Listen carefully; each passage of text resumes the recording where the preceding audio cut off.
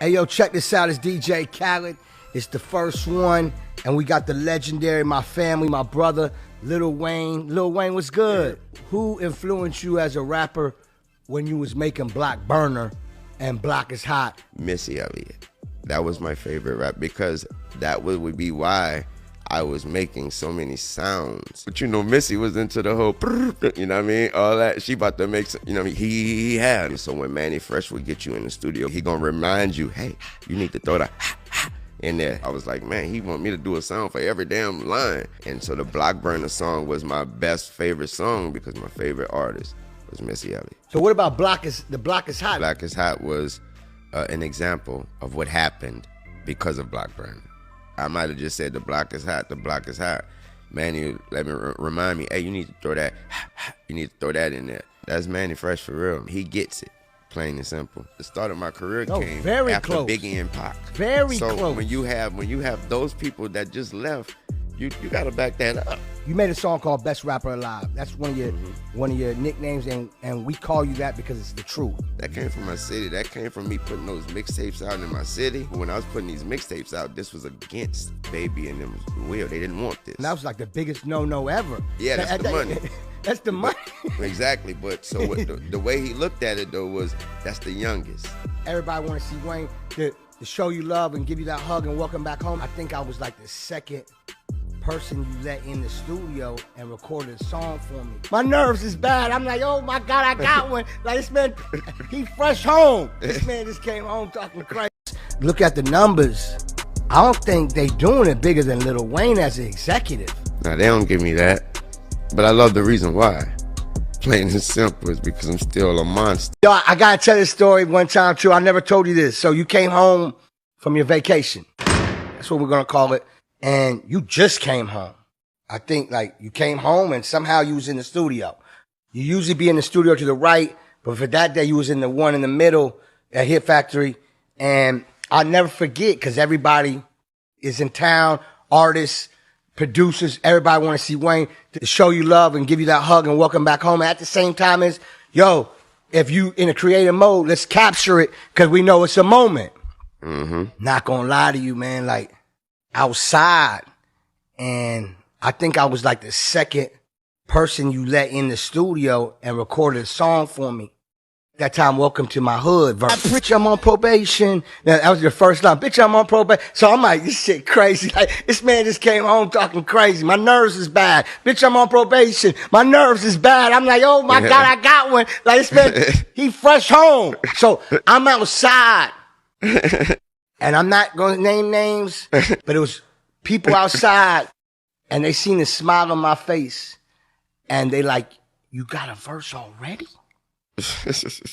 I said, man, that's my brother, man. I swear to God, man. I said, Wayne loved me. I said, I'm trying to explain. And I'm sitting in the back of my car. I'm just like, man. And I seen people waiting and some people didn't make it in the room. You know what I'm saying? Not because you know, you busy. Exactly. You only can do certain amount of things. And at the same time, it's like. I remember, telling Mac when I would find out that those who were there didn't get to see me because I remember having Mac to, just let them know that person know my apologies and shit. I remember that. On J album, he had this song, I got the lyrics tattooed on me. I think it was In My Lifetime called Volume 1. I remember songs by numbers. It's number 4 on that motherfucker. And I don't even know every day I'm living with stress. Got up out the shoes, you think a nigga caress. Can't even enjoy myself at a party unless I'm on the dance floor, hot as vest. You think I'm fucking these chicks, right? I'm trying not to brush against their chest. You get a lawsuit for shit like that. I feel trapped. I swear to everything. When I leave this earth, it's gonna be on both feet, never knees in the dirt. Before Lil Wayne, there was Baby D. And so Baby D was the original rap name before Lil Wayne? I was in a group before the Hot Boys, before Juvenile came to Cash Money, before Turk came to Cash Money. It was just me and BG. And his name wasn't BG. We were a group called the BGs. His name was just plain Doogie, and my name was Baby D. The album, there was no picture on the album, and it just said BGZ. For some reason, people started calling him BGZ. They rolled with it. And at that same time, my mama took me away. My mom was like, you ain't no rapper. She couldn't deal. She ain't really fuck with it. She didn't feel what was going on. So it was cool for me. My mom, you know, she was doctor, lawyer type of thing. You know what I mean? Like rap shit ain't gonna go.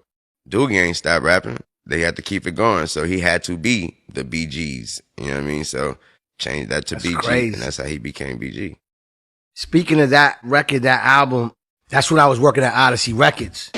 I remember because Birdman and Slim used to come, and I don't even remember. I think it was like one of them old Benzes, Benzes, and he would pull up in front of Carrollton and pull out his trunk a bunch of tapes, and he would come drop them off on the counter, and I would have to report them in to your man Gary. I used to own Odyssey, and as soon as he dropped them off, I swear to you, I try to tell this story to everybody. I don't know if they believe me, but I would call them like an hour later and be like, yo, everything's gone, sold out. Wow. At that time, it's when they had fax machines and shit in the back of the office. I'll never forget because all the record companies used to call. This before, I guess, he had his deal. And the record companies used to call the record store, and I would pick up and be like, yo, is it really true that y'all selling that many tapes and CDs? I'm like, oh, nah, this shit real. Lil Wayne, way back then, when you want to buy a cassette, you go to Odyssey Records. What was Odyssey Records? You go to Odyssey Records right in the Carlton Shopping Center, and you would, on a nice day, you'd find DJ Khaled in there DJing and selling I records. shot at Juvie. It was 400 around that nigga for real. I'm not gonna tell the story, but I'm just I'll never forget a day with Juvie. He a real one, and I see how his raps connected officially that day. He a real one. Bro, that man really just made his conversations rhyme. That was his regular, everyday conversation talking to you. That bitch got a big booty, huh? Literally, that's how he rap, bro. He literally, his conversations was, and that was another thing too, man. When you listen to Juvie and BG verses, their verses came from the conversation that they had when they pulled up to the studio. Every verse they ever spit, they just pulled up to the studio and just came in that motherfucker and said, man, you know that nigga such and such just shot such and such. And Stunner like, you lying. I went to school with him. He was beefing with that blah. I knew them niggas was gonna kill him, bro. I knew them niggas was gonna kill him. Boom, cut the beat on. That's what they verse about. So if you ever thought we was making that, nah, I was making my shit up. You know what I mean? Because I was still going to school every day. I was fighting, and if that's the biggest thing I ever had to do at the time was shoulder nudge a nigga at the time. These niggas was really dealing with this shit. You got to remember, when I was putting these mixtapes out, this was against Baby and them Will. They didn't want this. That time, that was like the biggest no-no ever. Exactly, but the way he looked at it, though, was that's the youngest. You know what I mean? So let him do it. He didn't even comprehend what I was doing. You telling the truth because me and you made, this is before Carter 3 came out. So this is a time where everybody waiting for you to come with an album. You just came to Miami and me and you made Suffix. Yeah. And, you know, that was a mixtape. And I remember you let me host it and put the shit together with you in the studio, Circle House. But I'll never forget that, like, Cal, you sure this is okay to put a tape out with Wayne? I'm like, what you mean? Wayne told me I could put a tape out. What the fuck, I'm not going to put a tape out?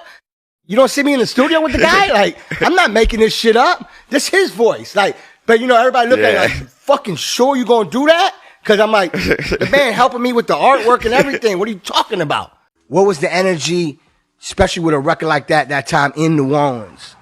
Just speaking of Murder Capital real quick, man, let me tell you how different times are. We were the Murder Capital, bro. We had 580 murders. And we called ourselves the Local 580. Bro, you know how that's nothing now to any city. Chicago, 580, they doing that in like a week. No, it's crazy. It's terrible, man. But what I noticed at the time, because I was so young, I made people pay attention. And what I mean by that is when Juvie and BG, they killing, they will put out whatever they putting out. Them killers in the city, they letting you know, man, we riding to this. You know what I mean? They say, I'm standing next to them in the club and I'm with BG, I'm with Juvie, and I know the killers. They coming in there and they man, that fucking number 3, I'm telling you. So I was like, you know, I wanted that. I was like, damn, I want a nigga to be like that. So I know when my shit came out and I see these same guys, it's a total difference. They're paying attention. They're not coming up to me, boy, that fucking boy, I'm telling you, I fucked that hoe off of that. Or I slapped him and that shit made me want to go get that nigga. It'll be, say, bro, you better than all them niggas. Bro, you a bad motherfucker, bro. It was totally different. So what I mean by that is when I put my album out during that era, I almost said stop the damn thing. But anybody who gave it an ear, gave it an eye, they paid attention to it, and nothing else mattered.